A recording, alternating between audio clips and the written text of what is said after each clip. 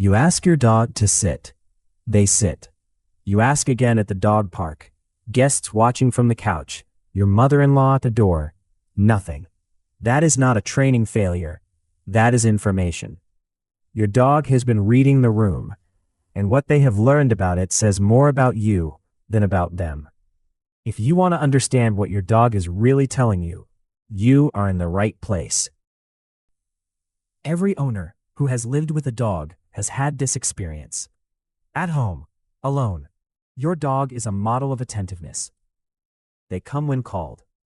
They sit when asked. They watch your face like you hold all the answers. Then company arrives. A friend, a neighbor, a stranger at the front door, and that same dog acts as if they have never heard the word sit in their life. Here is the part that changes how you see this. When other people are present, you change. Not dramatically, not in ways you would easily notice in yourself, but your dog notices everything. Your voice shifts slightly, higher, more social, less authoritative. Your posture realigns, where attention fragments between the people around you and the animal beside you. You become, in behavioral terms, inconsistent. And your dog, who has been watching you across thousands of daily interactions, has learned exactly what your inconsistency means. It means this is a performance moment, and performance moments have different rules. When I came across a 2023 paper by Kujala and colleagues, published in Scientific Reports, I had to share it with you. Their research found that owner temperament, specifically traits like anxiety, emotional reactivity, and social orientation, directly predicted their dog's social and cognitive behavior. Not training history, not breed alone. The owner's inner emotional world was shaping how the dog responded in social situations. This is not a coincidence.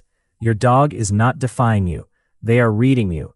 They are responding to the version of you that emerges when the audience shows up, the version that is slightly less certain, slightly more distracted, slightly more concerned with what the people in the room think of you both. That version of you sends a different signal, and your dog answers that signal with a different behavior.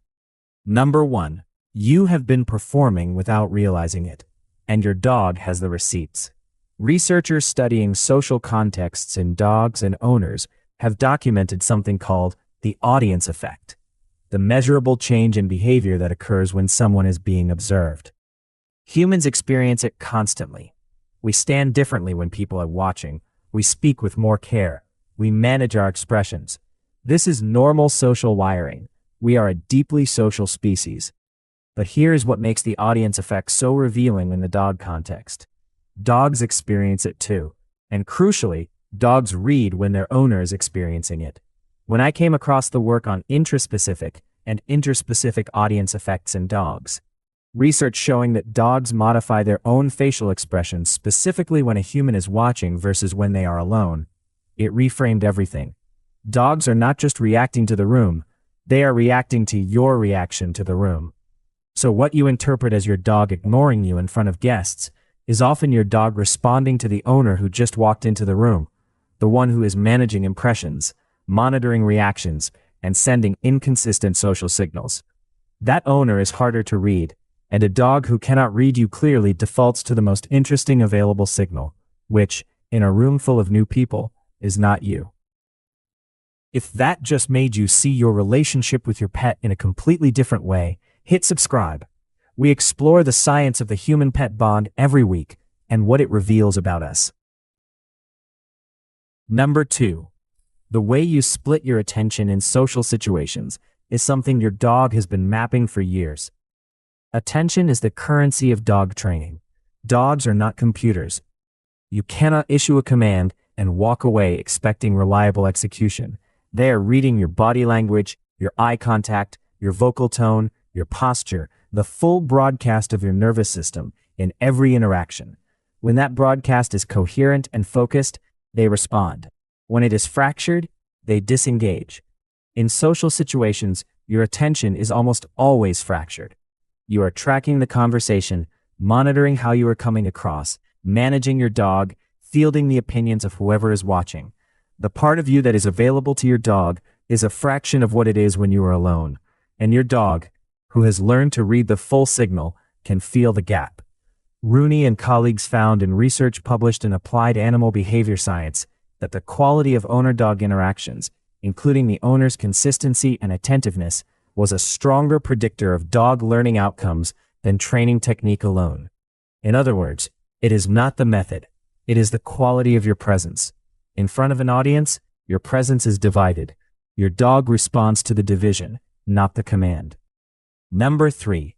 What your dog needs most is the thing you are most likely to abandon when others are watching. Consistency. Consistency in dog training does not just mean repeating the same command. It means delivering the same emotional tone, the same follow-through, the same level of engagement across all contexts. In private, most owners are remarkably consistent. The request means the request. The word means the word. The consequence is the consequence. Dogs learn that language fast. But in social settings, consistency collapses. The command gets issued with a laugh, or a self-deprecating aside to the guest, or it gets dropped entirely because the follow-through feels awkward to execute in front of people. Your dog notices that follow-through disappeared. They file that under commands in front of others are optional. O'Farrell published research in Applied Animal Behavior Science as far back as 1997, showing that owner attitudes, including permissiveness and inconsistency, were among the most reliable predictors of problem dog behavior.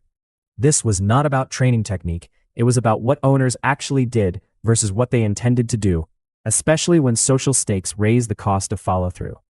The inconsistency is not a character flaw, it is a social coping strategy. Number 4. There is a version of you that only exists when people are watching, and your dog has a completely separate read on that person. Every one of us has a performance persona.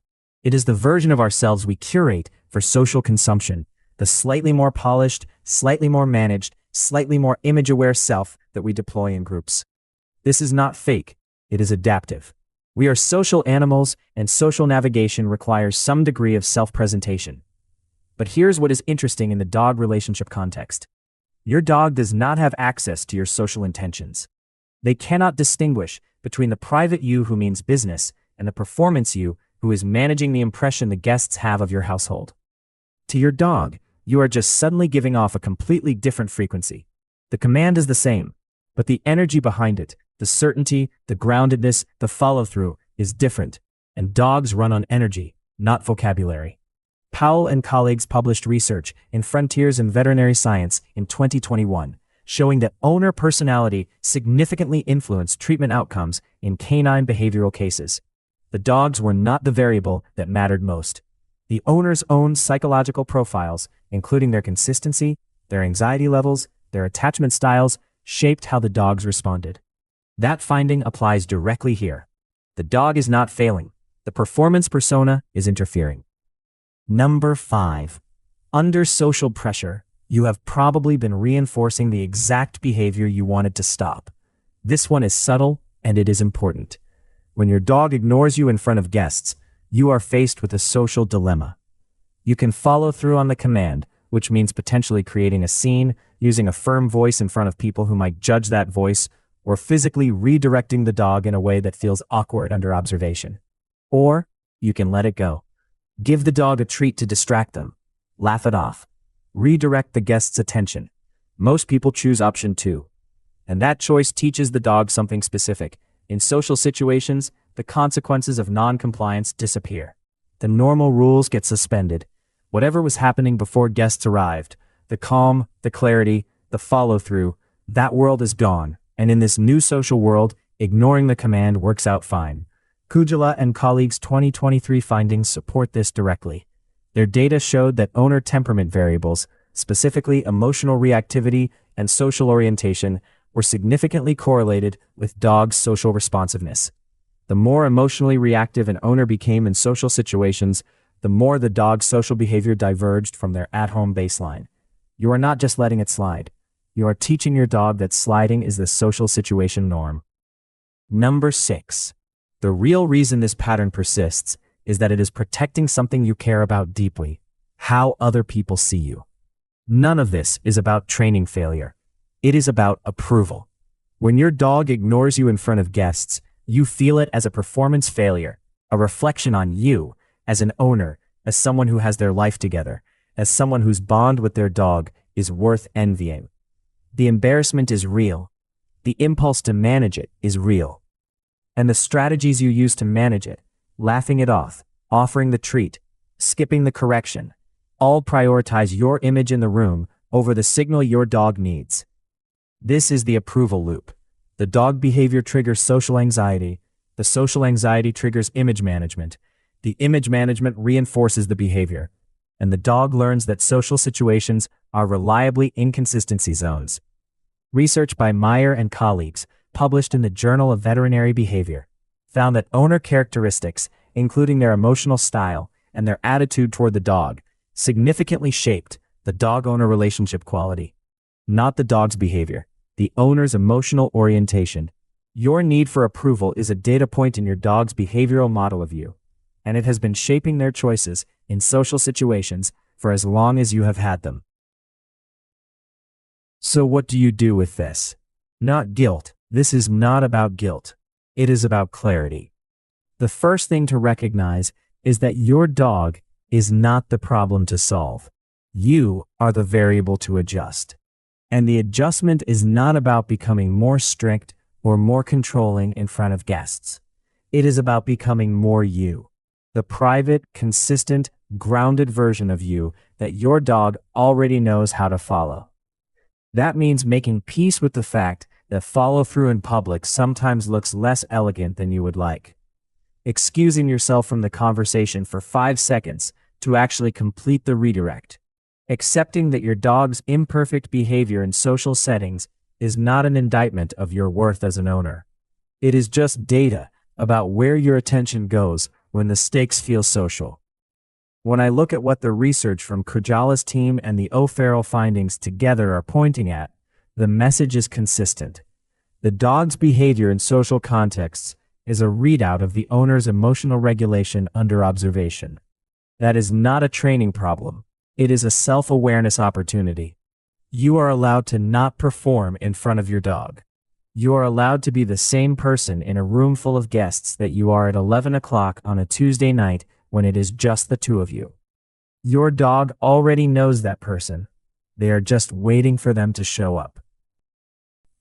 Your dog has been doing something remarkable this entire time. They have been taking precise notes on who you are when other people are watching, and building a behavioral model of that person that is entirely separate from the model they have of who you are alone. Those two models are not the same. That gap is the story. Not because you are performing badly, but because you are performing at all. Because being seen matters to you. Because how this looks reflects something about your identity. Because approval is not nothing, and pretending it is would be dishonest. Your dog does not judge that. They do not resent you for it. They simply respond to what is actually happening, to the specific frequency of the you that walks into the room when there is an audience. And the more you can close the distance between that version and the private one, the more your dog's behavior in social settings will begin to look like their behavior on a quiet Wednesday morning. They were always going to reflect you. The only question was which version you were going to show them.